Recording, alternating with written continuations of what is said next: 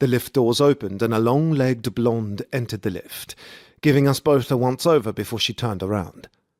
I took in her toned body encased in a suit, appreciatively, before looking over at Turner, nodding toward her. Turner's head nearly fell off of his shoulders as he shook it vehemently, his eyes warning me not to do what he already knew was coming. It was time for a bit of fun this morning. I gave Turner a quick grin and tapped her on the shoulder, a cloud of expensive perfume filling my nostrils as she turned around. "Yes?" she asked, an amused smile on her face. "I'm sorry to bother you," I started out, "but my friend here, he needs to get laid, and quick." Her eyes widened as she looked over at Turner, who looked like he wanted to be anywhere but here for the moment. "Is that right?" "Desperate," I added, giving her a knowing look and nearly unable to contain my laughter. "You would be doing him a favour." "I'm not. Don't listen to him," Turner finally forced out, coming out in a choked laugh. "He's mentally unstable." "Unstable," I said, "but still able to get laid." The doors opened and she bailed out, her heels clicking hard on the polished wood floor as she hurried away. I waited until the doors closed again before I burst into laughter, Turner socking me hard on the shoulder with his fist. "Please don't try to do me any favours. Bloody hell, she will never speak to me again."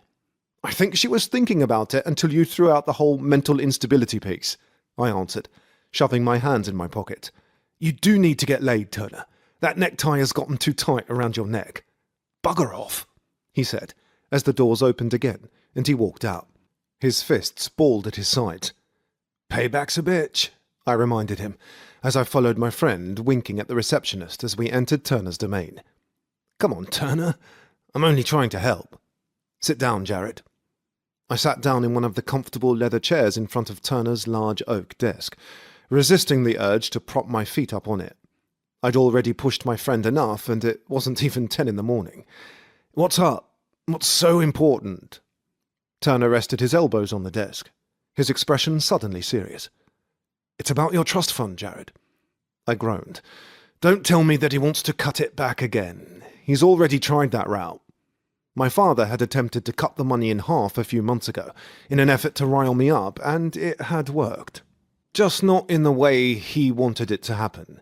Instead, I had racked up tabs all over London in my father's name, and as a result, Harrison Maloney had been driven so crazy by the amount of collectors wanting their money that he'd restored the amount without a word. I had proven a point to him that day, one that I thought my father wouldn't forget any time soon. "He's cutting you off totally." My grin slid from my face.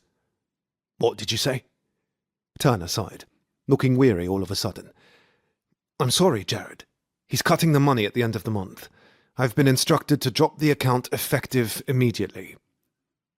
I rose from my chair, pushing it hard until it toppled over on the floor with a loud thud. The sound sliced through my pounding head, but I didn't care. Cut me off!